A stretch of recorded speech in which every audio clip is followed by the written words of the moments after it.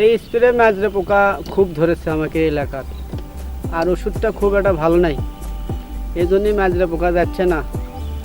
আর কোম্পানির কাছে আমাদের অনুরোধ, ওষুধটা যেন ভালো হয়, এলাকার লোক কৃষক ভালো ধান এবং ভালো কিছু যেন করতে পারে। আমরা হাল চাষ করছি, 3 চাষ করে জমি লাগাছি, আর মই টই দিয়ে মাটি সই করে ধান লাগাছি।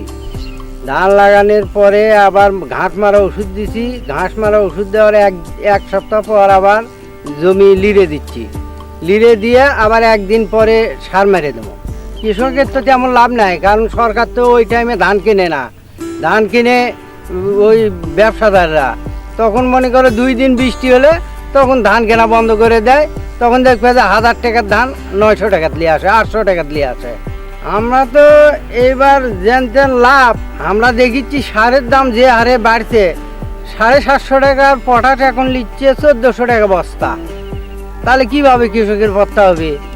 হাল চাষলে তারপর পানির টাকা নিচ্ছে শতককে, গভীর নলকূপ অবশ্য ডিবের, কিন্তু শতককে নেয় 60 টাকা, যার জন্য পানির মূল্য বেশি হওয়াতে আমাকে লস হচ্ছে, লাভ হবার লাগছে আমাকে। প্রথম জমিতে পানি লিছি, তারপরে হাল বসি, তারপরে জমি সার দিছি, সার দেওয়ার পরে লাগাছি, লাগানোর পরে ঘাস লিজ ছাইনা দেওয়া আছে, ছাইনা দেওয়ার পরে সার দিচ্ছি, সার দেওয়ার পরে এখন জমির টানি দেওয়ার পরে কাটা। এই ঘাস নিয়ে নিচ্ছি জমিটার ধানগুলো একটা সুস্থ সবল হওয়ার জন্য, সুস্থ সবল হওয়ার জন্য এই আগাছাগুলো মুক্ত করা লাগতেছে। আমাদের যা ন্যায্য মূল্য হিসেবে এই হাজিরাটা হচ্ছে না, হাজিরা খুব কম দিচ্ছে, 500 টাকা মূল্য দিচ্ছে হাজিরে। সকাল 7টা কিংবা 7টার আগে কাজ জয়েন দিতে হয়, আর বেলা অস্ত যাওয়া পর্যন্ত কাজ আমাদের করতে হয়। 6 ইঞ্চি করে ফাঁক করে লাইন করে গাড়ি, তাতে আমার খুব একটা পত্তা হয় না।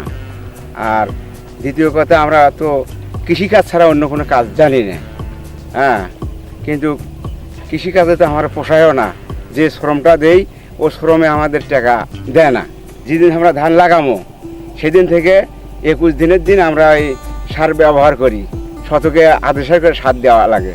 জমিতে মানে 20-22 দিন বয়স হয়ে গেছে ধানের, এখন ইউরিয়া দিতেই হবে, আর ভিটামিন দেওয়া লাগবে, আর পানির দাম বৃদ্ধি। এই মোরা 65 টাকা শতক, ওরা হচ্ছে 55 টাকা শতক। জমি লাগানোর 16 থেকে 20 দিনের মধ্যে ঘাস তুললাম, 22 দিনের মধ্যে আমরা স্প্রে করলাম। এরপরে হলে হয়তো 30-35 দিন পরে হয়তো আবার জমিতে দেখতে হবে, যদি পোকা আক্রমণ বেশি করে আবার হয়তো স্প্রে করা লাগবে। আবার যদি আমরা অন্য আবর্জনায় দেখি তাহলে আবার নিড়েতে হবে। এটা লাগাইছি 15 দিন হচ্ছে, 3 দিন আগে জমিটা নিড়েন দিয়েছি, আজকে সার দিলাম, সারের সাথে কীটনাশক দিলাম, পোকামাকড় যান মরে যায়।